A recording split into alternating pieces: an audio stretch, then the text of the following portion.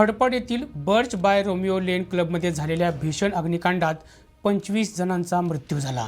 या घटनेमुळे गोव्यातील पर्यटन व्यवसायातील भोंगळ कारभार चव्हाट्यावर आला आहे।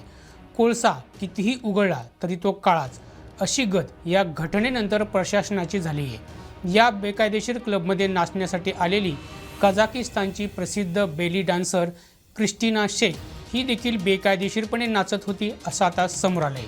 या डान्सरनं नाचण्याचा व्यवसाय करण्यासाठी परवानगी मागणारा अर्ज केला होता, मात्र विदेशी विभागीय नोंदणी कार्यालयानं त्याला अद्याप मंजुरी दिलेली नव्हती।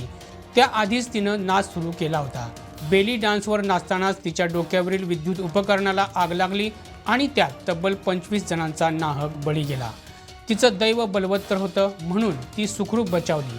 दरम्यान तिच्या व्हिसाबाबत सखोल तपास सुरू असल्याची माहिती विदेशी नोंदणी कार्यालयाचे विभागीय पोलीस अधीक्षक अर्शी आदिल यांनी राष्ट्रीय वृत्तसंस्थेला दिली आहे।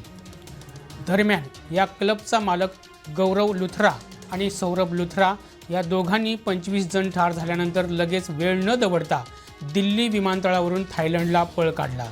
तिथूनच त्याने आता दिल्लीच्या रोहिणी न्यायालयात अटकपूर्व जामिनासाठी अर्ज दाखल केला आहे। तर त्यांना पकडण्यासाठी इंटरपोलनं ब्ल्यू कॉर्नर नोटीस जारी केली आहे। या आगीच्या दुर्घटनेमुळे गोव्यातील प्रशासकीय यंत्रणांच्या भोंगळ कारभारावर चांगलाच प्रकाश पडला आहे। यामुळे झोपेचं सोंग घेतलेल्या या प्रशासकीय यंत्रणांची आता पळापळ सुरू झाली आहे। क्लबचे मालक लुथरा बंधूने क्लबचा विस्तार करताना पर्यटन खात्याची 198 चौरस मीटर जागा बळकावल्याचं पुन्हा समोर आलं। त्याची तातडीने दखल घेऊन खात्याच्या पथकानं 9 डिसेंबर रोजी JCB लावून आपल्या जागेतील अतिक्रमण हटवून जागा मोकळी केली। या घटनेनंतर आणखी एक धक्कादायक बाब समोर आली।